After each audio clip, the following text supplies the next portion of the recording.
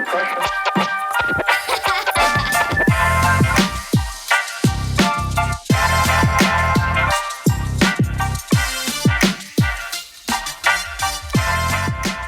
to another episode of Welkom podcast. Today we're doing an English show and we are joined by Nicola Chemaly. Nee. Yeah. Okay. Oh, fuck, my clapping sound. All right. No, I just wanted to make sure because I practiced the name last night and I was apparently practicing it wrong. Yeah. So, yeah, thank you for joining us.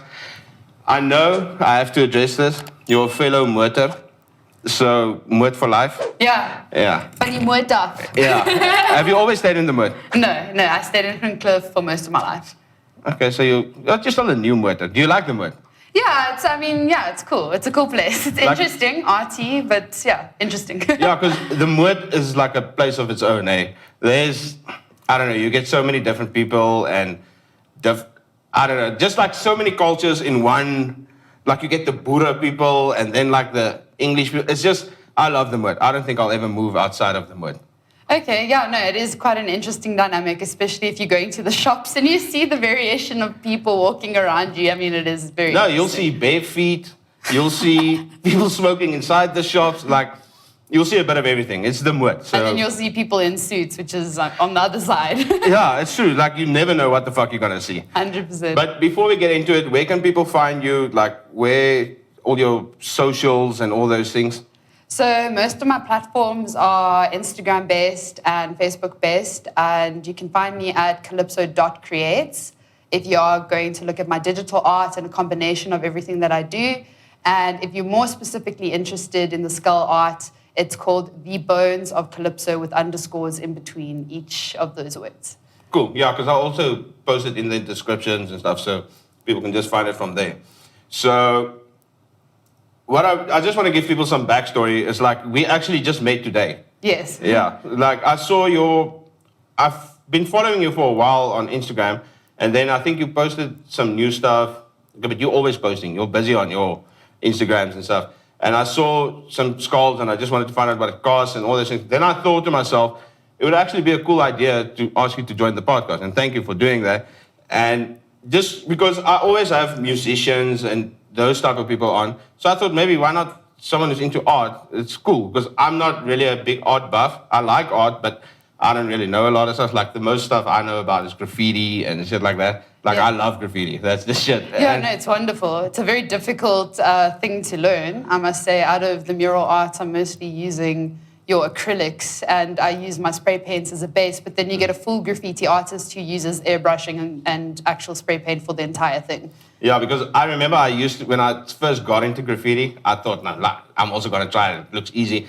They make it look so easy there, but yeah, it's more difficult. I don't know. It's quite hard. Yeah. It takes years and stuff. But let's start with that. We'll get to the skulls now, but with your murals and stuff, I think we'll pull up a picture now of some of your murals, but how long does it even take to do a mural? Because I don't have a clue. Like, you've got this one with the panda, with the basins and stuff there. How long did that one take you? That one took me about 4 or 5 days to actually complete. Yeah. 4 or 5 days? 4 or 5 days. Sometimes, it doesn't take me as long as that. It depends on the detail. Really depends on the detail that I'm putting in, the effort that I have to put in. Some of the mediums actually need to dry before I can get back to the mural itself. So it needs a little bit of time. I use oil-based pens sometimes, so that takes a bit to dry. And then you can't go back to the piece instantly. You have to let that rest. Sure. And obviously you have to plan beforehand, like with the size of the wall and all those things. So how long does it take you just to prepare for like a mural? So preparation will come in if I do a digital rendition of what's actually going to happen before I start painting it.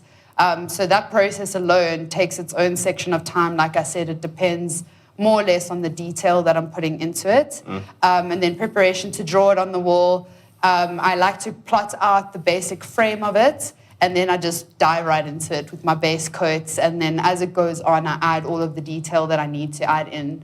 Obviously, you have to do the masking tape there on the sides, make sure you don't mess on the rest of the wall, and then your floor sheet so that you don't drop paint onto the floor. And that's my reference image that I actually drew digitally before I started on this one, and I changed the hair. So sometimes you'll... And this one was for which client? That's for Moloko. In Mainland? In Mainland, yes. How long did that one take you? Yo, that one took me maybe 3-4 days. Hey, blonde hair nogal. Plus my... yeah, it didn't work well. It didn't work well. So how long did this one take you? About 4 or 5 days. Yeah. It looks badass, eh? Thank you. Did they come up with the concept, or do they tell you, like, we're looking for a specific kind of thing, and then you come up with a few concepts, or...? So I'm a custom artist, and most artists don't take stuff off of Pinterest straight off and then design that particular thing and put it straight onto a wall. You have to actually add your own flair, otherwise it's plagiarism. Yeah. So you have to really go into it and customize it. They often come with a concept, and then I'll sit and I'll think about the concept, and then from there I start developing digitally more or less what it's going to look like as an end result. When did you start painting and stuff?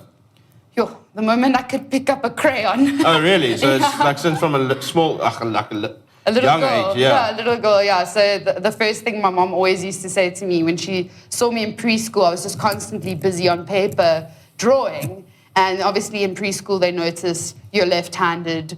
So they then naturally thought, okay, cool, left-handed, creative, and this is how it's going to land up. And so she always cultivated that skill of mine and encouraged me to the best of her abilities to make me the artist that I am today. That's cool. Yeah. And talking about left-handed, when we were outside, we were talking about, apparently Fred says most of the famous, or what did he say, famous serial killers are left-handed. Yeah, your criminal masterminds. Yeah, so that's actually pretty badass. And then you said something about you did for, I don't know what to call this, like a zine or zine. So it's a zine. A zine is basically a small illustrated magazine filled with illustrations, and then sometimes you can add descriptions or comic book styled speech bubbles depending on what your approach is to your zine. And yeah, then that's how you tackle it. So I did one on the 4 most commercial serial killers out there that people know and love today. And I basically wanted to get into the morbid curiosity that humans have about the different serial killers out there. Why are we so fascinated with them? And at the end of the day, that they are also human beings, and we forget that, you know, they have hobbies, they have household decorations, they do stuff in their daytime. Yeah. I mean, while I was researching, I saw this video of Jeffrey Dahmer playing with a sausage dog. Yeah. And you think to yourself, wow, okay, cool, this guy killed people very brutally, but here he's busy playing with a sausage dog. Yeah, so I don't it's know. weird, eh? Yeah. It doesn't make sense. So when did you start, at what age did you realize, like, okay, I can actually do this, or try to do this for a living and use my art to actually make money? At what age did you realize, especially, it's one of the coolest things is that your mom and stuff, actually, they supported you. Yes. And that's rare in, like, art or music or anything like that. Because I remember, even when I used to play in bands and stuff, my parents used to be, like, the only supportive parents out of the whole band. Like, everyone's like, nah, it's a bunch of cock. You guys are just... And then we were playing heavy music as well. So it's even more difficult to explain to people. Like, there's actually people listening to this and stuff like that. But at what age did you start realizing that you can maybe make money out of this? So, I mean, in high school, I was never really good with numbers. Yeah. me too, girl. I mean, yeah, you get the few people, which is its own art form. If you think about it, it's its own art form. But I wasn't good with numbers. So when I got to grade 10 and we did our subject selection, I then decided, okay, cool, Mom, this is what I want to do. And I took all the arty subjects that I possibly could. Oh, yeah. And in doing that, I had a lot of very good friends whose parents were like, wow, we love what you do. Can we buy 1 or 2 pieces from you? Yeah.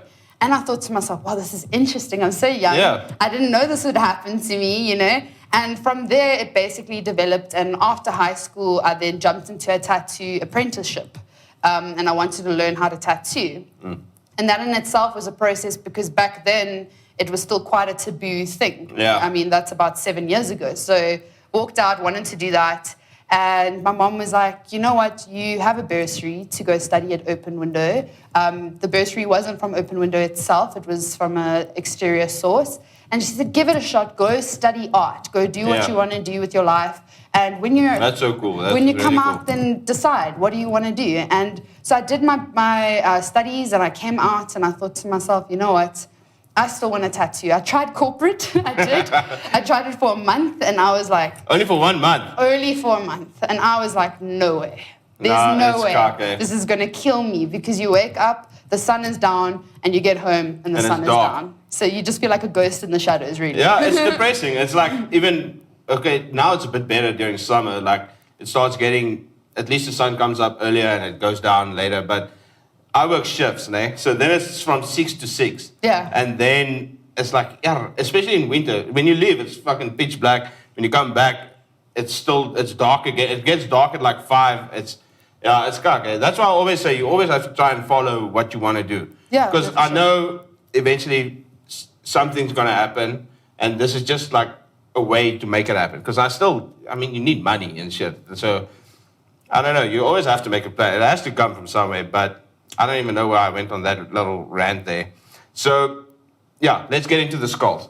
Okay. How long ago did you start painting skulls and stuff like that? Just for interest sake, people will pull up a few images now, but it's super badass. I don't even know how popular it is, but for me, when I saw it, it's tos cool. It's really cool. And you're more good in it. So Thank you. when did you start with the skulls? So I started experimenting with skulls around my 3rd year of my degree, and that's just started taking off, and people were really interested in it. So when I decided that corporate wasn't for me, it was really easy for me to do the transition into my art field, because the doors were already open. So in college, I'd already started preparing myself for freelance work. Yeah. And so it started as a freelance thing, and the more I made and the more I posted on Facebook, the more and more people started approaching me for it. And eventually I got affiliated with a brand called Giraffe Skulls. And that was probably one of the best moves I'd ever made, because obviously the marketing platform there was brilliant. And so it just started picking up, and it became extremely popular. Yeah. And so I'm blessed in that way, because the right opportunities came my way based off the things that I love doing. So yeah. But that's cool. And like the whole process, I want to find out like where do you get the skulls? Like, do people phone you and say, listen, we got a few skulls? Do you buy it from them and then you do it what you want, and then so do you buy them and then transform them, or what? Or not transform them, like make it into art, and then, but I mean, sure, I've got so many questions. That's why I'm struggling to ask the question, because you obviously have to prepare the skull before you can paint it. No, for sure, you do. You do need to prepare it. So there's a combination. Yeah, okay, let's go to a few images. I think that'll be easier.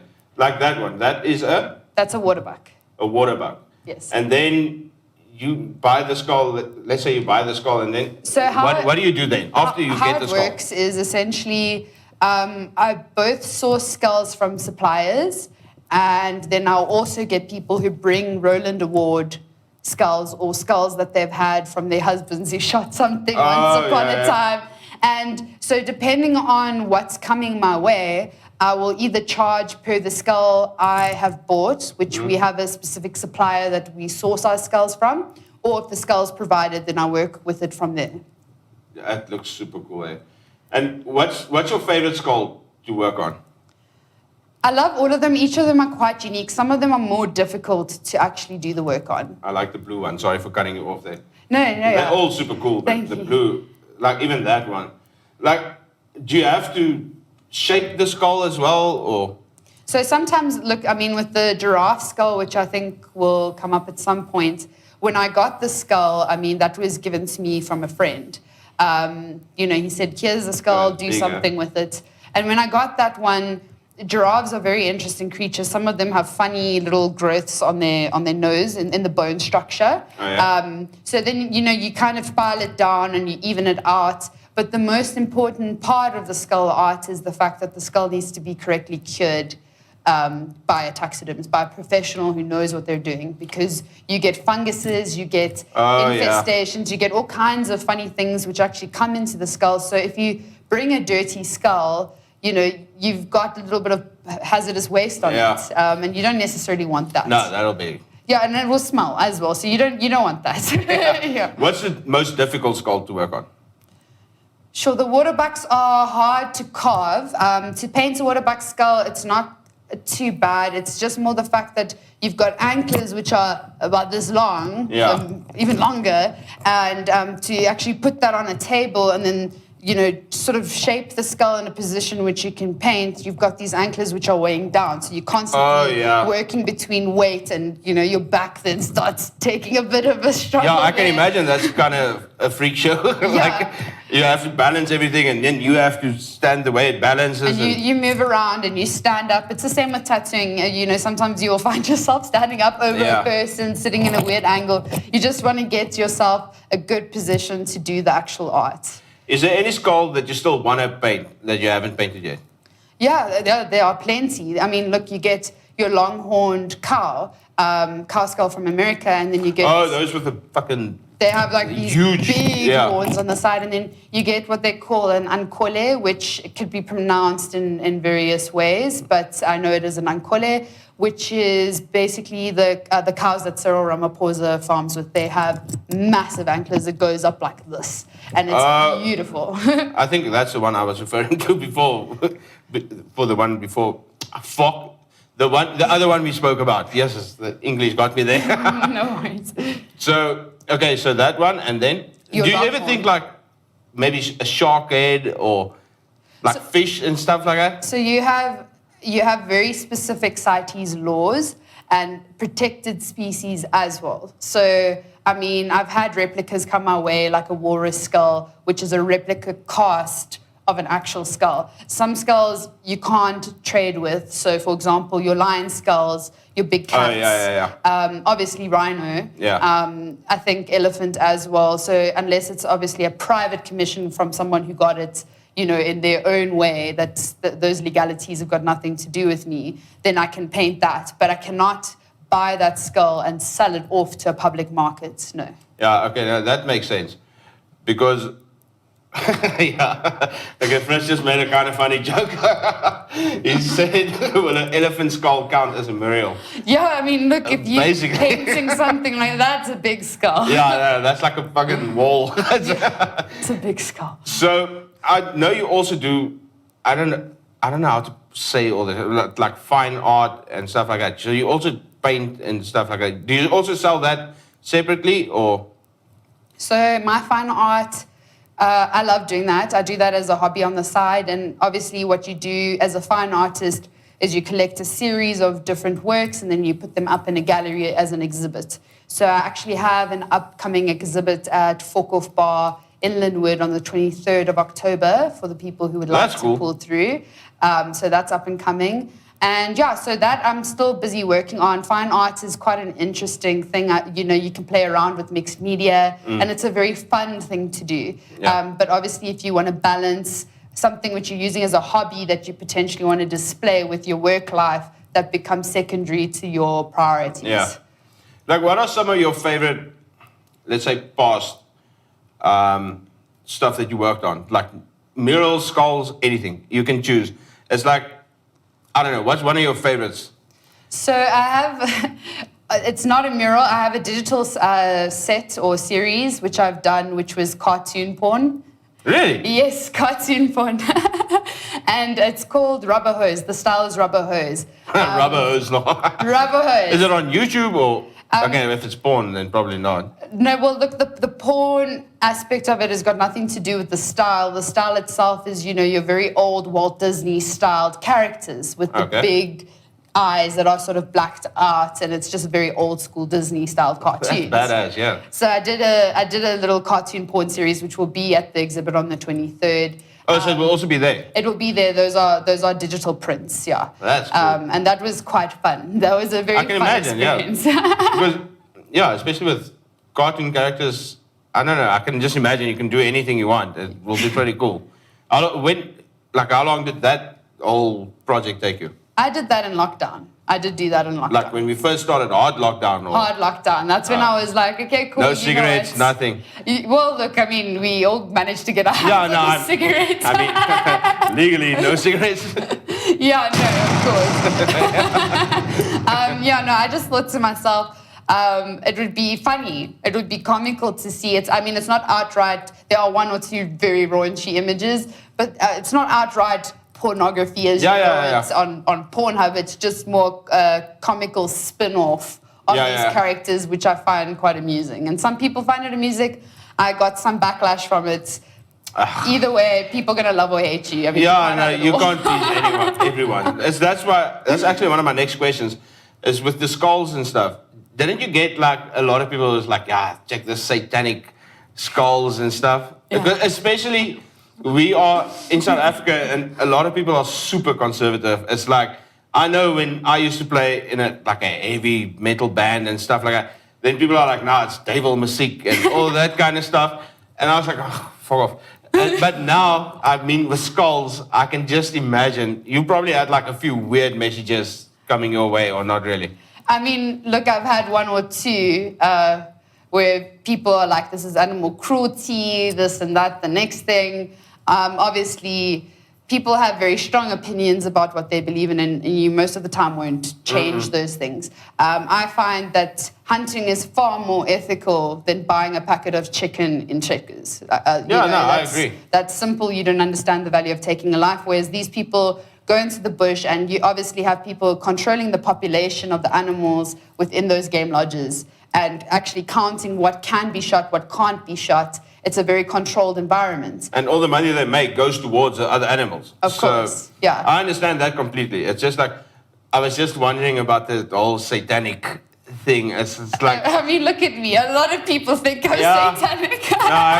I understand it, because in South Africa, tattoos are becoming more popular now. So I remember when I got my first tattoos, it was like, cis, and I was like, fuck off. Now everyone's got a tattoo, and it's cool. Like, I prefer that. Yeah, like I prefer that. And I know you also said you're a tattoo artist. Yes. Oh, you mentioned it earlier, but I just kept it for now. But when did you start tattooing? How did you start tattooing? Like, explain to me when did you start? My journey, yeah. So, like I said, when I finished high school, I then walked into a couple of studios and I handed in my portfolio. And I was like, I want to be this so badly, you know. And already from about age 13, I got my first heavy metal CDs. You know, you listen to metal. I went through that metal phase. I mean, my first Opi Kopi, I was 16 years old. Okay. So I was very much in that community as it was with the alternative people. And I wanted to be just like that. Yeah. And, I did a couple months with the apprenticeship, maybe about a year. And then I thought to myself, you know what, like, okay, cool, let's go into the studies and stuff. And then, obviously, after experiencing corporate, working with a lot of events and different marketing brands and stuff, which wasn't necessarily a 9-to-5, I just sort of thought to myself, my calling is not here. My calling is to make stuff with my hands. So I then joined a studio, learned, the basics of it, and carried on from there. That's cool. So here we got a video. When did you do this? It's like a koi fish. Yeah, it's a koi fish. It looks badass. Thank you. That is a traditional Japanese koi fish with an oni mask on the back of it. And I did that. A what mark? An oni mask. So the oni masks are your samurai with the teeth and, those types of things. Yeah. And I did that this year. I can't give you the exact dates that I did that. I can't remember. But yeah, it was this year. Yeah, but that's badass, yeah. What's your favorite tattoo style? Like? I love neo-traditional. Yeah. I also love dot work. I'm more into the black work style way of tattooing. I'm getting into the color as well. But for now, I love my black work. I really do, yeah. That's cool. So you've been tattooing for how long now? Only a year. Really? Yeah. So the first few years was like an apprenticeship or... Yeah, so like I said... I don't know the levels. So I just know about an apprentice, and then... I think from there you go to an artist. I don't know. So you go apprentice, apprentice, junior artist, senior artist. So, obviously when I studied, I think I was about 19 years old. That was a 3-year degree. Obviously, then we had that horrible lockdown. So I only started learning towards the end of that lockdown. And then here we are again. That's cool. Where do you tattoo? I tattoo from home. So I have a tattoo studio on my property. Yeah. It's called Calypso Studios. That's cool. I'll definitely call you up, or what do you call it? Like, we'll arrange something. I don't know. That I was trying to be cool, and then it sounded like a wanker. And then, so what exciting projects? I know you can't list all of them, but what exciting projects do you have coming up, or that you are currently busy with? So I can more or less explain to you the ones which I have previously done. Exciting projects for now is mostly digital-based commissions, and then obviously the tattoo work, which is coming in, and then I work on my skulls in my own time. So the skulls, when it's not a skull commission, I'm then creating as I go and then supplying it to Meraki Studios, who I'm affiliated with. Yeah. And so my past projects, I just did a mural now for a game lodge in Palaboa. It's called Solati Ruins. Oh, yeah? And then I've done a couple of weed shop or weed-based murals. That was a private weed shop, supplying growing equipment and all of that type of stuff. Is it the one in Linwood? That's actually Hydro. I did also I did a mural in there. Sorry, my earphones are giving me a bit of issues. Oh, you can take it off if you want. It's just, it was busy rattling there. Oh, sorry. Yeah, because I did a show with, what's his name again, the owner? So I think either Shannon or... Shannon, yeah. Okay. He had a whole, I don't know if you call it a festival. It's like a day thing. Okay. Where they had like a market and stuff. And kind of fair, yeah. Oh, awesome. Yeah. Sorry, I forgot the name. And then, we did that. We did like a live stream from there. But I was still not as confident as now. So I was, some of the parts were rough. I didn't watch it. It was still fun, but it was like, some of the parts were a bit rough.